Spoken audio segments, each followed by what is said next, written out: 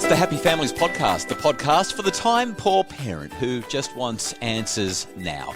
My name is Dr. Justin Coulson. I'm the author of 6 books about raising children and having happy families, and the parent of 6 of my own children, my wife Kylie and I, the parents of 6 daughters. And I'm joined, as always, by Luke and Susie Holt. They're a husband and wife radio team. They have 3 young boys themselves. And in this conversation, I talked to Luke and Susie about conflict and marriage based on a question that came through from one of our listeners. When it comes to marriage, is it better to say nothing and possibly build resentment, but have a peaceful home, or bring up an issue and possibly fight about it or hurt the other's feelings? You know, this reminds me of a story that I love to share about my baby girl, Emily. So when Emily was about 18 months old, she's about 6 and a half now, but when she was 18 months old, you know, as a parent, certainly as a parent of 6 children, you don't get a lot of nice, quiet, easy, relaxed Saturday afternoons. You know, normally weekends, you're running children around everywhere, or there's work to do around the house. There's always something going on. But on this particular Saturday afternoon, I was at home with the youngest 3 of my children. Kylie was out with the children 2 and 3, and our eldest was at work. So Kylie had taken 2 of the kids. I had 3 at home. Emily, the baby, was asleep in her cot. The other 2 kids were playing in the toy room together happily. And for the first time in I don't know how long, I was laying on my bed reading a book, having a quiet Saturday afternoon and thinking, oh my goodness, this is heaven, when I heard coming from the baby's room, Dad, Dad, Dad, Dad. You know when your little baby wakes up and they're calling out to you? Yeah. But they're not really calling you. They're more just sort of giggling and gurgling in their cot, and they're happy. Yeah. And, you know, any parent who's raised a child for longer than a few minutes knows that when your child is happy in their cot, you don't go to them. You wait. They're happy, they're giggling and having a nice time. So I just left her there, and I kind of was soaking up the moment of just hearing this happy baby playing while I'm reading my book. And I'm thinking, oh, this is beautiful. This is such a great afternoon. But pretty soon her calls and cries became a little more urgent, shall we say. And so I put my book down, walked to her bedroom door, opened it. As I opened it, I remember the smile on her face was like, oh, you're here. Like, you know, the most important person in my life kind of thing. I was like, yeah, here I am. Hello, Emily. She smiled at me and then held out her hand with a closed fist and said, "Ta to daddy, ta to daddy." And I thought, oh, I wonder what she's got. I mean, my kids don't sleep with sharp, dangerous objects, but sometimes they find stuff. And I thought, I wonder what she's picked up. I need to get it off her straight away. So I put my hand out and said, "Emily, ta to daddy." And she placed into my hand a perfectly rounded piece of poo that she had pulled from her nappy. Oh, darling girl. Oh, yes. And it was so funny because as she gave it to me, like it was a very special gift, this piece of shockingly unwanted output. I remember looking at it and thinking, this is a metaphor for life. And a metaphor for relationships. And it's important that I choose wisely how I respond to this. You know, I mean, all this happened in a fraction of a second, but I had that realization right then. Because in life, there are people, even people that we love deeply and dearly, who from time to time hand us stuff that we don't want to have to hold. Do you know what I mean? They just give us shockingly unwanted output, I think was the phrase that I used before. They put this stuff in our hands. And what kind of a parent or a partner do we want to be? Are we going to be the one, to use Amy's suggestion, who starts throwing this stuff all around the room, even throws it back in their face, says, "What are you giving me this for? I need to talk to you about this. You should." I mean, that's kind of option 1 that Amy suggested, that we give as good as we get. And research tells us fairly convincingly that this is not typically going to be a recipe for a healthy, harmonious, happy relationship. But the alternative that Amy has suggested is that we say, "Oh, thank you so much for giving me that pile of mess, and I'll just go and clean that up." You know, that's the thing where we just take it on board and we become the martyr. We do anything we can to preserve the relationship because this is how we need to make things work. And, you know, that's a terribly unhealthy way to live as well. Not only is there terrible inequality in the relationship that ultimately festers and comes out in awful ways down the track, but it's just no way to live your life. You can't live like that. Pretty soon you start to wonder what it is that you've signed up for and resent everything. So I think that there's a much better way forward. Unsurprisingly, it's neither of those two things. And this is what I did with Emily when she handed me this pile of smelly stuff. Shockingly unwanted output. Yeah, that's it. I looked at her and I said, "Wow, it looks like you're in a little bit of discomfort and things aren't quite right just now. And I sure am glad I got here when I did. Have you seen what they can do with that stuff if you leave them alone with it for a while? Oh my gosh. Baby cream. Oh my goodness. Yeah. All over the walls and all over the cot. It could have been terrible. And so I was grateful that she was handing it to me. I actually expressed appreciation. And then I said, so what do you think I can do to help? So my idea here is when we're in a conflict-ridden marriage, when we're not getting on well with our spouse, what we need to do is find ways to express appreciation for the conflict, which therefore highlights that there is conflict, and say, so what can I do to help?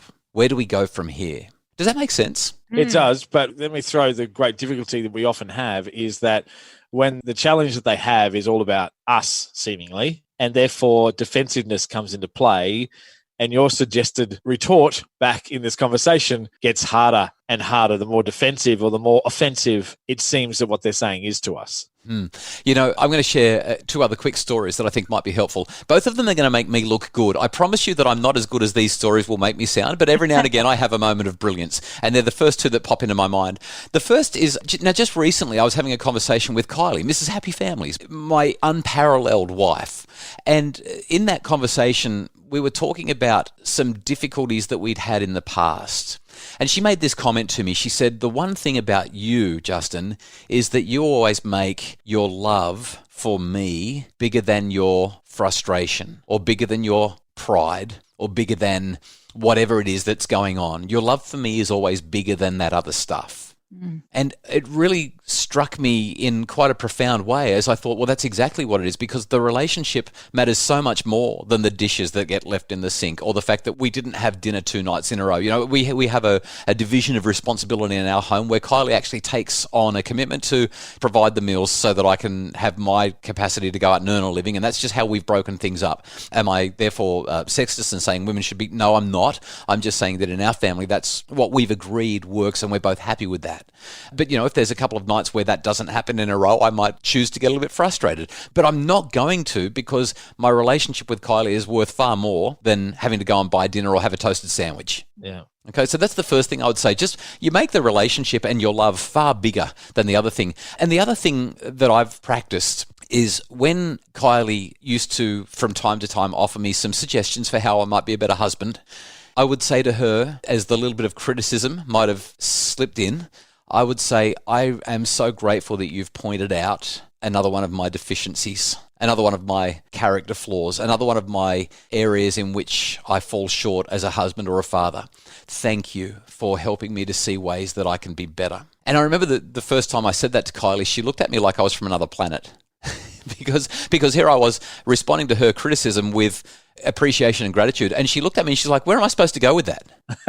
Like, how can I be angry at you now that you've just said that? And I said, well, I don't really want you to be angry at me. She said, but I am angry at you, and now you've said that, and it took all the hot air out of it. Now, there was one time in particular where I tried that, and she said something along the lines of, oh, don't give me all of that psychology crap.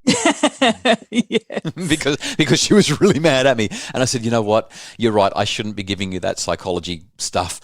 And I really appreciate you highlighting that sometimes I can utilize what I know in a way that makes you feel like I'm manipulating you. And she said, you're doing it again. But I guess what I'm highlighting is there is a middle way. There is a third way. We don't have to be a martyr. We don't have to roll over and say, oh, gee, yeah, I'm just a bad person. And we don't have to start fighting back to create a power imbalance or try to reclaim power. What we can do instead is we can simply acknowledge and then say, but I choose you more than I choose the conflict. I choose you more than I choose saving face. I choose you more than what this issue is, and therefore thank you for helping me to realize ways that I can be a better husband or a better spouse. And because of the feedback you've given me, please know that I'm sorry and I will do better. I don't know how else to say it except that seems to be something that has not only preserved my marriage and many relationships that I've helped people with over the years, but it actually seems to not just preserve, but actually strengthen and grow and make stronger these relationships. It's a very, very confronting sort of challenge for us on how we respond to the people who are most important and most worthy of us, approaching them with that peace and that calm response that you're sharing. I would like to highlight, though, Justin, there is a probably a tone fine line to say exactly the same words in response, where you can express your appreciation for them pointing out another one of your flaws, but with a slightly wrong tone, it can have a very different meaning. Thank you for pointing out that I'm an idiot. Yes, I know. I know. Thanks a lot for pointing out another one of my flaws. I really appreciate how you want to make me better. Well, Luke, I know that we've got to wrap up because we're pretty much out of time, but let me just highlight. So Dr. John Gottman is the author of several books about marriage, and he, for many years, has been seen as one of the biggest relationships and marriage experts in the world. And he argues that there are what he calls 4 horsemen of the apocalypse. Your relationship is in danger when these 4 horsemen appear, and they appear in a certain order most of the time. The first is criticism, and then the next is contempt. So criticism is, I can't believe you forgot to do it again. Contempt is, you fool. It's that extra level. It's that personal character barb that gets jabbed in there. The third one is defensiveness. And the fourth one is stonewalling, where we just stop communicating. And it's really interesting because the couple of strategies that I've shared just now, they really cut them off at the outset. So if a partner is going to be critical towards their spouse, and that spouse says, thank you, I'm sorry, I'll do better, I appreciate you showing me ways that I can improve myself as a partner to you, what it does is it takes all of the emotion out of it. There's no more contempt, there's no criticism, and we never get to defensiveness or stonewalling. It's just an incredible circuit breaker. And what tends to happen, unless you are in a manipulative, abusive relationship, and I would not recommend this in such circumstances, but if you're in a relationship where both of you love each other and you're doing your best to have a healthy, happy marriage, this is what works because it's what gets us to the heart of what matters most. We're saying, I love you, I'm open to your influence, I need to be better because our relationship matters. And that's really, that's the motive behind the words that makes it happen. Is it fair to say, Justin, in that disclaimer about in a violent or abusive relationship, that most of the generic advice and conversations we have doesn't apply to an abusive situation, that it's a whole different set of rules of how you respond to circumstances? Because if it's an abuser who is criticizing you, to just respond with this gentle meekness, I would imagine if someone is inclined to abuse, that only goes to spiral for them to reaffirm it is your fault, and it's your fault that they've been aggressive and violent, and that it's a different set of rules, right? I would actually say that if you are in an abusive relationship and somebody starts being aggressive towards you, that making a gentle acknowledgement that you could be better is probably the best way to, again, break that circuit and not let things escalate. But what I would actually be saying is go and get some help, talk to somebody, call one of the various helplines that are available, speak to your doctor, speak to a person from your church who can help you, speak to somebody in your community, talk to a psychologist and get that help. I wouldn't want to dive into anything more than a very general statement in a conversation like this. It's just too complicated. Don't do it alone. Definitely don't do it alone. Get help, and you know what? You'll know if you're in that relationship, even based on what we've talked about today. Dr. Justin Coulson, thanks. Thanks, guys. Thanks a lot. If you've enjoyed the podcast or found it helpful, could you do something for me? Go to Apple Podcasts and leave a rating and a review. It's the reviews that help people find the podcast and have happier families. A review came through from Doctor and Mum of 3, a 5-star review. Thank you so much, Doctor and Mum of 3. It says, succinct, relevant and doable. I'm really glad I found this podcast. It's short enough to listen to on short commutes in the car, is relevant to current day challenges, and the advice is actually helpful and doable within almost every modern family. As a GP, I often recommend this podcast to my patients.